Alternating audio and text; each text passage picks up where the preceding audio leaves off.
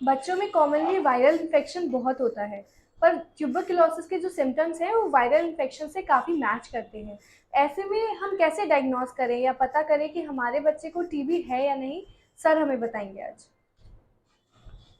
Apoorva, viral infection लंबे नहीं चलते हैं। वायरल इन्फेक्शन एक बार हुआ, 4-5-6 दिन रहा, फिर उसके बाद ठीक हो गया, 2-3-4 दिन बाद दोबारा हो गया। परंतु ट्यूबरकुलोसिस अगर एक बार बच्चे को हुई है तो वो उसकी वजह से अगर फीवर है या सिम्टम्स हैं तो वो परसिस्ट करते हैं जब तक आप उन्हें ट्रीट ना करो। वायरल इन्फेक्शन का तो ये 4-5 दिन रहा, 7-8 दिन रहा, उसके बाद बुखार सही हो गया, फिर थोड़ी बहुत खांसी बची रही, वो भी 2 हफ्ते 3 हफ्ते में सही हो गई। बट ट्यूबरकुलोसिस के अंदर क्या होगा, चाहे लो ग्रेड फीवर है वो परसिस्ट करेगा। बच्चे का वेट घटना शुरू हो जाता है, भूख लगनी कम हो जाती है। खैर ये मैं दो सिम्टम्स बहुत लाउडली नहीं कहना चाहता हूँ, क्योंकि हर माँ ये कहेगी मेरे बच्चे को भूख नहीं लगती, तो हर बच्चे को ट्यूबरकुलोसिस थोड़ी है। हम ट्यूबरकुलोसिस वहाँ सस्पेक्ट करते हैं जहाँ कोई एडल्ट ट्यूबरकुलोसिस की दवाई खा रहा हो। इमीडिएट कांटेक्ट, ये नहीं कि किसी के नाना जी को 15 साल पहले ट्यूबरकुलोसिस हुई थी तो आप उससे उस बच्चे को एसोसिएट करें, ऐसा नहीं करते हम। अब इमीडिएट कांटेक्ट, मान लो दादा दादी हैं, चाचा है, या घर में कोई एडल्ट है जिसको खांसी रहती है, बुखार रहता है, या वजन घट रहा है, उसको ट्यूबरकुलोसिस हुई है, तो फिर ऐसे बच्चे को ट्यूबरकुलोसिस होने के बहुत ज़्यादा चांस हैं। तो उसके अंदर अगर हमें बच्चे के अंदर इक्विवेलेंट सिम्टम्स मिलते हैं, जैसे कफ मिल रहा है जो नॉन रिजॉल्विंग है, कफ सही नहीं हो रहा, या बच्चे के गले में गांठें हो गई हैं और जिसका हमें डायग्नोसिस नहीं मिल रहा, तो हम बेनिफिट ऑफ डाउट देते हुए ऐसे में ट्यूबरकुलोसिस की दवाई ऐसे बच्चे को दे सकते हैं। सर कितने टाइम के एक्सपोजर से एक पेशेंट के साथ टीबी के ऑलरेडी बच्चे को हो सकती है ट्यूबरकुलोसिस? अपूर्व, ये कोई फिक्स टाइम पीरियड नहीं है, बट ये जनरलाइज जो जनरली देखा गया है, 8 घंटे का अगर एक्सपोजर है किसी बच्चे का, ये नहीं कि एक रिक्शा वाले के साथ जा रहा है वो और उसको ट्यूबरकुलोसिस थी तो उसकी रिक्शा से उड़ के उस तक आ जाएगी, इसके चांस तो बहुत कम है। बट हाँ, अगर क्लोज कांटेक्ट में वो 8 घंटे रह से ज़्यादा रह रहा है तो ट्यूबरकुलोसिस होने के चांस बहुत ज़्यादा है। सर अगर एक बार ट्यूबरकुलोसिस का ट्रीटमेंट स्टार्ट करते हैं तो कितना टाइम ड्यूरेशन तक बच्चे को उसकी दवाई खानी पड़ सकती है? देखिए, मिनिमम अपूर्वा 6 मंथ तक दवाई खानी होती है, और कुछ केसेस में हम 9 से 12 महीने भी दवाई देते हैं।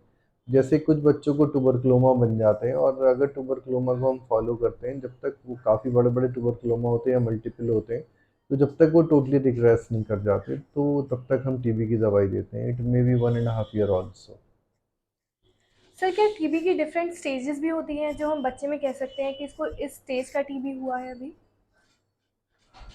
इसको ना, एक तो लेटेंट ट्यूबरकुलोसिस होती है कि जब आपका मोल्टू टेस्ट वगैरह पॉजिटिव है तो उसमें कहते हैं कि टीबी का बैक्टीरिया डोरमेंट पड़ा है इसकी बॉडी के अंदर, जिसको आगे चल के ट्यूबरकुलोसिस होने के चांस है, तो इसे तो लेटेंट ट्यूबरकुलोसिस कहते हैं। और एक्टिव ट्यूबरकुलोसिस के अंदर जब पेशेंट सिम्टोमेटिक हो जाए और उसको प्रॉब्लम्स रहने लगे तो उसको एक्टिव ट्यूबरकुलोसिस कहते हैं। सर बच्चों के ट्यूबरकुलोसिस में और बड़ों के टीबी में कोई फ़र्क होता है क्या?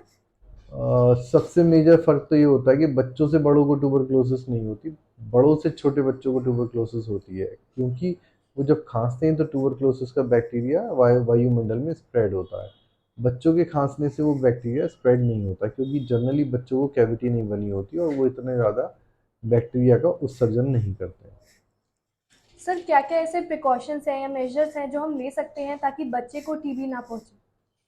देखिए, सबसे पहला मेजर तो ये है कि आप बीसीजी का टीका लगवाएं। बीसीजी का टीके के, और अगर आपके बीसीजी के टीके का निशान नहीं पड़ा है 1.5 महीने के अंदर, तो आप अपने डॉक्टर से दोबारा डिस्कस करें, और जहाँ तक हो सके बच्चों के डॉक्टर से ही वो टीका लगवाएं। सर क्या लॉन्ग टर्म कोई रिperकशंस होते हैं अगर किसी बच्चे को टीबी हो गई है? जी हाँ, लॉन्ग टर्म काफ़ी रिperकशंस हैं। एक तो जो सबसे ख़राब टीबी की स्टेज है वो है दिमाग की ट्यूबरकुलोसिस, और वो ऐसा नहीं हमारे देश में देखने को नहीं मिलती। उन बच्चों के सिर के अंदर पानी, मतलब ब्रेन के अंदर जो वेंटिकुलर सिस्टम है जहाँ पे पानी बनता है, वो हिस्सा ब्लॉक हो जाता है और पानी भरना शुरू हो जाता है। उसको फिर इलाज करके ऑपरेशन भी करते हैं, फिर उस बच्चे में वो बात नहीं आती है। और उसके पेरेंट्स, क्योंकि आजकल मोबाइल हो गया, और जब उस बच्चे की पुरानी हरकतों की फ़ोटो दिखाते हैं तो हमारा मन बहुत दुख से भर आता है, क्योंकि अब हम जान जाते हैं कि ये बच्चा शायद ही अब उस नॉर्मल स्टेज को प्राप्त कर पाएगा। और ऐसे में फैमिली का खर्चा भी बहुत होता है, न्यूरो सर्जरी करानी पड़ती है बाकायदा, तो बहुत महंगा भी होता है, और कभी कभी शंट ब्लॉक भी हो जाता है। जैसे शंट डालते हैं ब्रेन से लेके पेट के बीच में एक ट्यूब डालते हैं जिसे बीपी शंट कहते हैं, वो शंट ब्लॉक भी हो जाता है, तो बार बार चेंज भी करना पड़ता है। तो अगर हम प्रिवेंशन लें और ध्यान रखें सिम्टम्स का, तो हम इस बहुत बड़ी मुसीबत से बच सकते हैं। बट जनरली यहाँ के लोग इस मामले में बहुत भोले भाले हैं, वो एक डॉक्टर से दूसरे डॉक्टर पे जाते रहेंगे और प्रॉपर डॉक्टर पे जाने में बहुत टाइम लगा देते हैं। जैसे कि कल मैंने एक बच्चा लीवर एब्सिस का एडमिट करा, बुलाना जिले का ही का रहने वाला है वो, एंड आई वाज सरप्राइज 3 महीने से उसका फीवर नहीं उतर रहा था, और वो वहीं लोकल अपने जो आसपास के जनरल प्रैक्टिशनर्स हैं उनको दिखाई जा रहा था। और फिर वो जब यहाँ तारा किड्स पे आया, किसी बच्चों के डॉक्टर ने उसे भेजा था, तो मैंने उसका अल्ट्रासाउंड किया और सीटी स्कैन कराया। सीटी स्कैन में जब कंफर्म हो गया ये एब्सिस है, तब फिर हमने अल्ट्रासाउंड गाइडेड, मैंने रेडियोलॉजिस्ट से रिक्वेस्ट करके उसका पस निकलवाया। तो वो ये भी लोगों को पता होना चाहिए कि कब किस लेवल पे हमें किस डॉक्टर से इलाज कराना है। अगर 4-5 दिन पे जो आपके आस पड़ोस के मोहल्ला क्लिनिक के डॉक्टर से अगर बुखार कंट्रोल नहीं हो रहा, बच्चे के सिम्टम डिटोरिएट कर रहे हैं, तो आप एक प्रॉपर डॉक्टर को दिखा के चेकअप करा के तब डिसीजन लें। ये नहीं कि आप वहीं लिंगर करते रहें, फिर एक मोहल्ले वाली क्लिनिक से दूसरे मोहल्ले वाली क्लिनिक पे चले जाएं, तो उसमें बीमारी मिस होने का डर रहता है। ऐसा नहीं वो डॉक्टर अच्छे नहीं हैं, वो भी बहुत अच्छे हैं, बट उन्हें ना बहुत वाइड वैरायटी देखनी होती है। उन्हें बड़े लोगों को भी देखना होता है, उन्हें बातें भी सुननी सुनानी होती है, और उनकी क्वालिफिकेशन भी कई बार उतने लेवल की नहीं होती है।